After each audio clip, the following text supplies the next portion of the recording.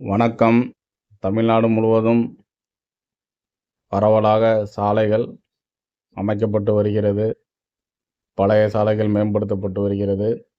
அந்த வகையில் தஞ்சாவூர் கும்பகோணம் விக்கிரவாண்டி தேசிய நெடுஞ்சாலை NH 36 NH 45Cயில் கும்பகோணம் அருகே மாஸ் அரசு கல்லூரிகளுக்கு அருகில் இங்கே பாருங்கள், ஒரு பழமையான ஆலமரம் கீழே ஒரு கோயில் இருக்குது. இந்த மரத்தை எந்தவித டிஸ்டர்பன்ஸும் பண்ணாமல் எவ்வளோ அழகாக இந்த தேசிய நெடுஞ்சாலையை அமைச்சிருக்காங்கன்னு பாருங்கள். இதற்காக நம்ம NHAI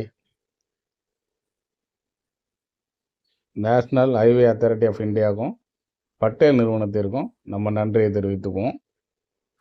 நன்றி, வணக்கம்.